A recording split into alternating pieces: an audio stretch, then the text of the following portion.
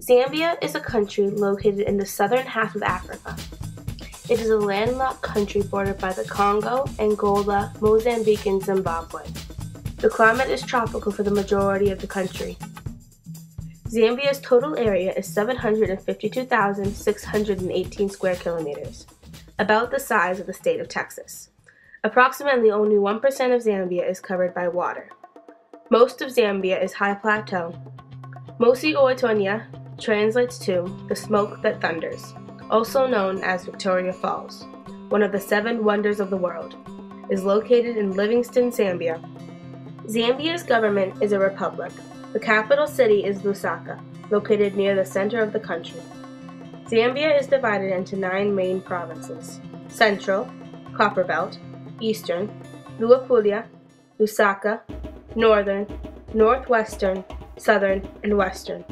Similarly to the United States, you must be 18 years old to vote. The current president is Michael Chilufya. When it comes to Zambian culture, there are a few rules governing certain social interactions, such as using your right hand for eating, greeting people, and exchanging money only. If you were to use your left hand in any of these interactions, it would be seen as rude. Many of the traditions and rituals vary from tribe to tribe. Food is another big part of Zambian culture, shima being the staple. Zambia is made up of 75 different tribes that coexist very peacefully.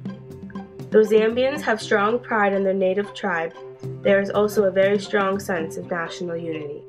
From 1953 to 1964, Northern Rhodesia was federated with Southern Rhodesia, now Zimbabwe, and Nyasaland, now Malawi, in the Federation of Rhodesia and Nyasaland. On October 24, 1964, Northern Rhodesia became the independent nation of Zambia.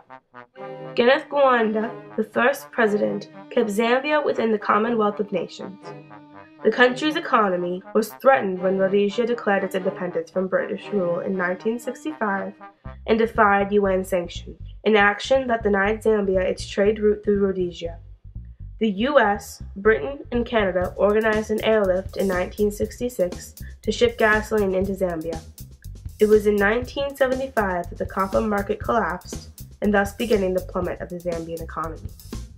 The estimated GDP per capita in 2010 was $1,500.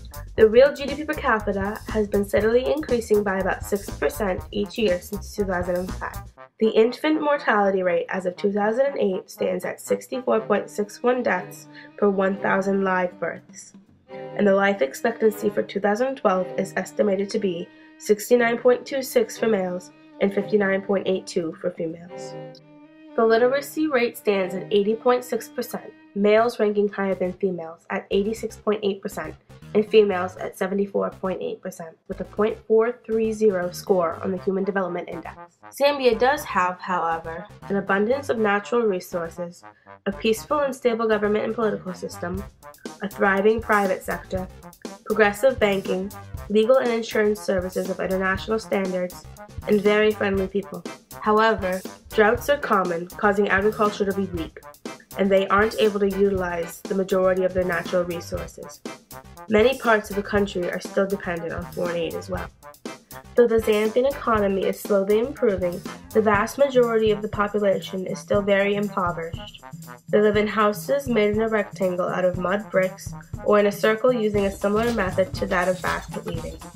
Most roofs are wood poles covered in a long, dry grass, and most buildings rarely have doors, and it is not uncommon to see young children running around without supervision.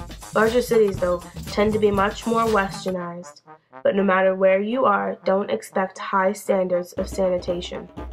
The World Bank approved a debt relief fund of $3.8 billion in April of 2005. At present, there are numerous organizations that are making efforts to help with the medical and educational systems. The most effective economic strategy for Zambia is a UN Development Program, or UNDP.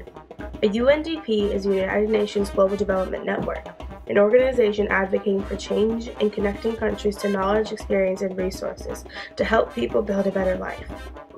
UNDP sends in experts to work with governments on problem solving. This strategy is best because it comes in and teaches the government and people important skills and provides them with the knowledge and experience to help rebuild their economy. and to eventually become self-dependent. After the assessment phase, we begin the process of implementing plans to help aid the economy, and of outside aid slowly pulling out and forcing Zambia to become self-dependent. Updating living conditions would be a difficult task because of the lifestyle Zambians have become accustomed to over the many years. The potential is there, and outside help would be needed to teach them new techniques and to explain to them the benefits of these changes.